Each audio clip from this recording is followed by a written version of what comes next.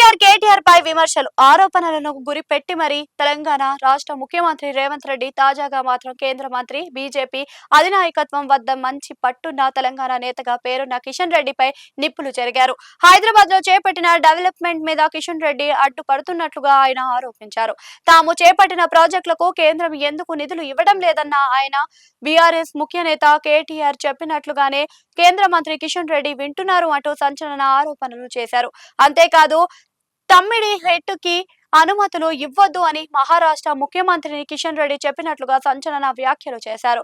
తాజాగా ఉప్పల్లో చేపట్టిన పలు డెవలప్మెంట్ పనులను శ్రీకారం చుట్టిన సీఎం రేవంత్ కిషన్ రెడ్డి తీరును తప్పుపడుతూ ఆయనపై తీవ్ర స్థాయిలో ధ్వజమెత్తారు. తన సుదీర్ఘ ప్రసంగంలో ఆయన మాటలన్నీ కిషన్ రెడ్డి చుట్టూనే తిరిగాయని కనిపిస్తున్నాయి.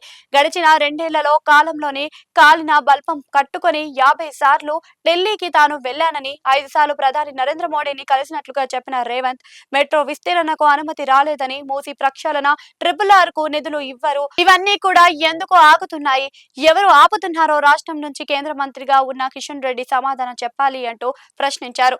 అంతలోనే రాష్ట్రానికి ఏవి దక్కకుండా అడ్డుకుంటున్నది కూడా కిషన్ రెడ్డి అని అంటూ సీఎం రేవంత్ రెడ్డి ఆరోపణలు చేశారు. కిషన్ రెడ్డి బీజేపీలోనే ఉంటారు, కానీ బీఆర్ఎస్ వాళ్ళతో మాట్లాడుతూ ఉంటారని, కేటీఆర్ చెప్పినట్లుగానే వింటారని బీజేపీ వాళ్ళే చెబుతున్నారు. మా సార్ బీజేపీలోనే ఉంటాడు, కానీ బీఆర్ఎస్ వాళ్ళతో మాట్లాడుతూ ఉంటాడు, కేటీఆర్ చెప్పినట్లే వింటాడు అని మీ సొంత పార్టీ వాళ్ళే చెబుతున్నారు. దొంగది కాదు దొడ్లకు రాదన్నట్లుగా మీ వ్యవహారం ఉంటుంది అంటూ కిషన్ రెడ్డిపై విరుచుకుపడ్డారు.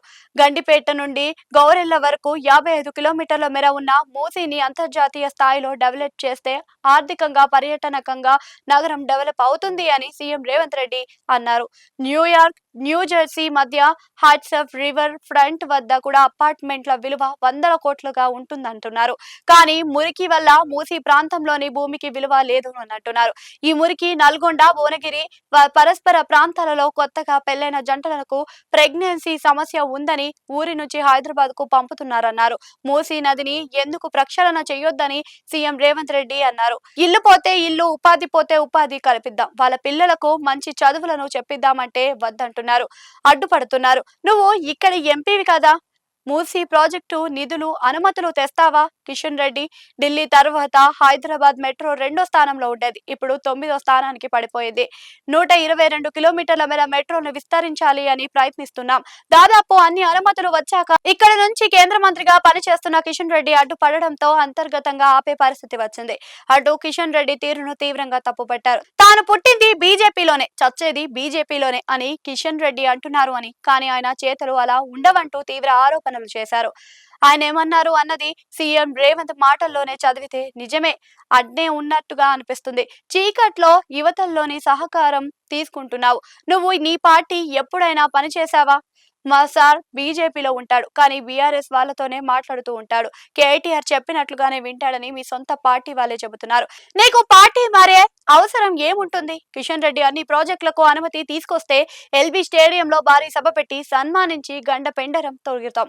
అలానే తెలంగాణకు సహకారం అందించాలి. చీకట్లో బీఆర్ఎస్ తో కలిసి గూడు పుటాని చేయవద్దు. ఎన్నికలు వచ్చినప్పుడు 6 నెలలు రాజకీయాలు చేద్దాం, మిగిలిన సమయం కష్టపడి నగరాన్ని డెవలప్ చేసుకుందాం. నా దగ్గరకు వచ్చే ఎమ్మెల్యేలు ఏ పార్టీ అని చూడకుండా పనులు చేయించే బాధ్యత తీసుకున్నా, రాజకీయాలకు అతీతంగా డెవలప్ చేసుకుందాం అంటూ సీఎం రేవంత్ చేసిన వ్యాఖ్యలు ఇప్పుడు సంచలనంగా మారాయి.